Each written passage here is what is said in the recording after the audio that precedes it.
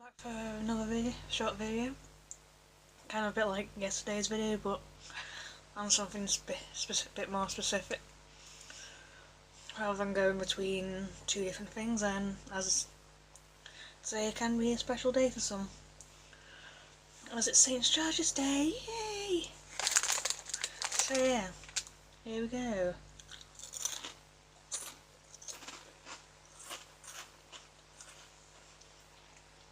Yeah, it's like the day is kind of given to like a St. George, like a George, who is a saint.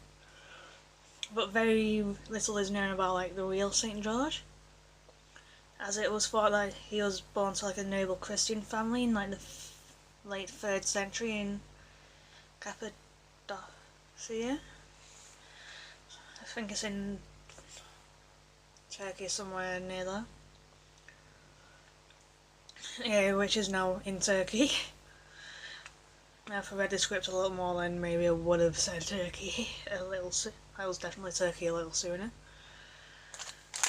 And it's like, and he followed his like father's profession as, and became like a soldier, and became part of like the retinue for Emperor Diocletian.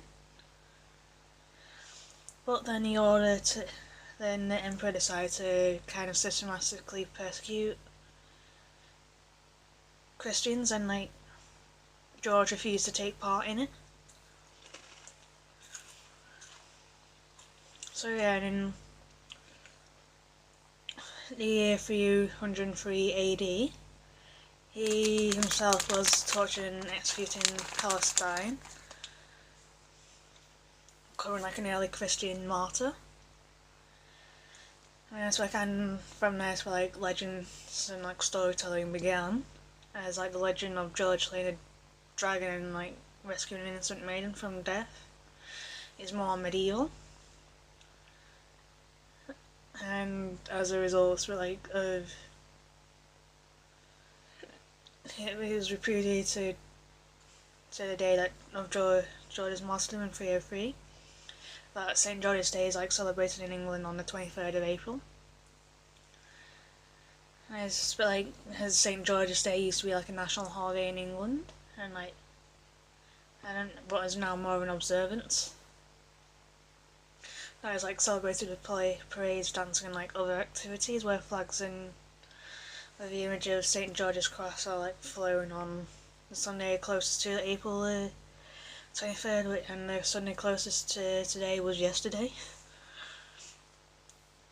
And can often include the hymn called Jerusalem, which was written by a poet called William Blake, and the words describe a supposed visit to Glastonbury, England by Jesus Christ in his youth. So yeah.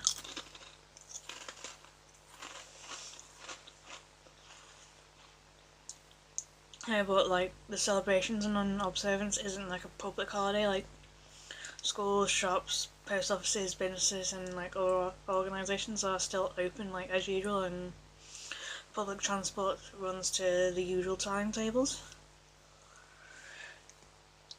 So yeah.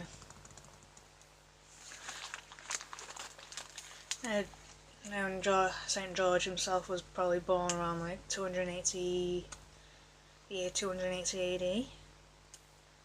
Bit more on St. George, as he was probably someone born around 280 AD. And he was a soldier that rose up through the Roman army, eventually becoming the personal guard of the Emperor Diocletian,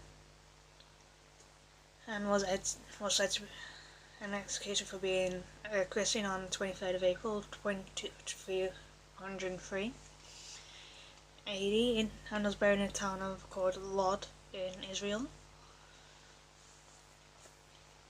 And it's like, as he's like well known for slaying a dragon. According to legend, there was a town called Selin, and the only well in town was guarded by a dragon. And in order to get the water, town kind of had to offer a human sacrifice every day to the dragon, and a person to be sacrificed was chosen by lots. And on the day that St. George was visiting, a princess had been selected to be sacrificed.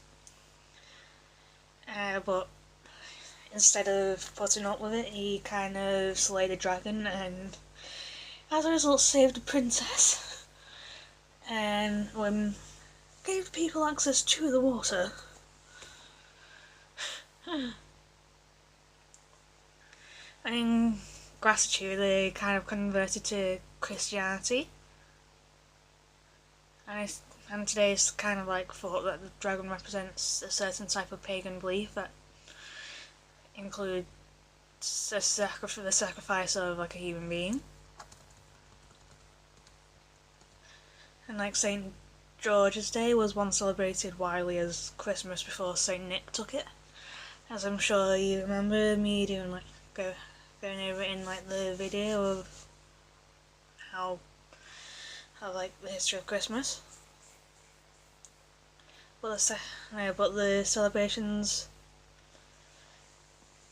waned at the end of the 18th century after England was united with Scotland on the 1st of May 1707. In recent times there's been a push involving campaigns and petitions to make St. George's Day a public holiday in England.